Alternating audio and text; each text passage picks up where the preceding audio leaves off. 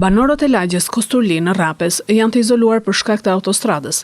Aksi rrugor nacional Lushnjë-Fier, ku janë vendosur barrierat e hekurta anësore, nuk i lejon të dalin normalisht nga banesat e tyre për të shkuar në qendër apo edhe për aktivitetet e tyre të përditshme.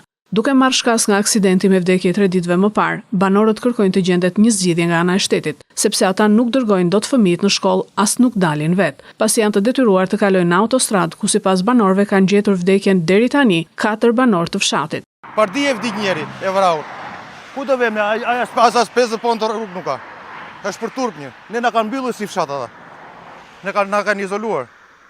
Tani ne kërkojmë një rrugë të vogël, ti spojtojmë barrierat më këti, edhe na lën 1 metër e gjysmë pak të kalojmë. Ja kaj duam. Nuk duam dhe jetë madhe. Rruga është e ngushtë, edhe duhet edhe një rrugë mbi kalim që të kalojnë udhëtarët, se para 10 vitesh është vrarë dhe një fëmijë 9 vjeç. Edhe tani u vra dhe ky 77 vjet, nuk është arsyeshme, nuk është logjike që të vriten njerëzit.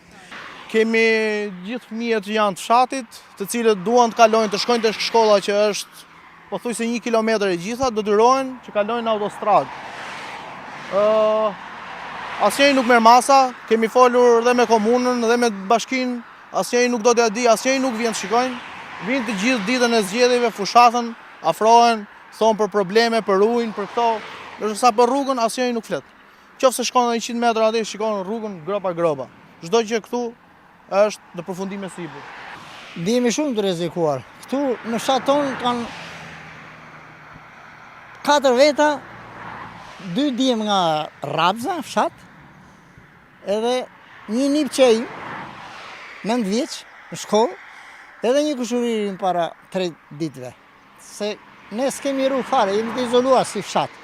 Fëmijët i marrim pe dore, hidhin te mbi kalimi, po gati 200 ca metra ikim kam.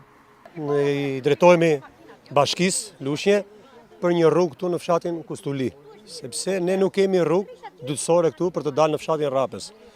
Edhe kemi pasur aksidente dhe viktima.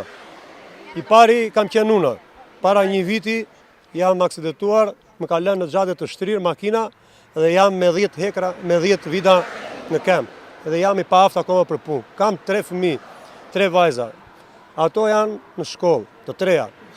Jemi për rrugë shumë keq. Kalojmë autostradë me fëmijët, rrezikojmë jetën e fëmijëve dhe jetën tonë. Prandaj duam që të zgjidhet ky problem 1 orë më përpara.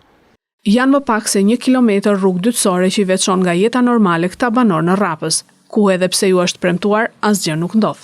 Banorët do të përshkallëzojnë protestat deri në bllokimin e rrugës, ndërsa sot në shenjë proteste për situatën nuk do t'i çojnë fëmijët në shkollë.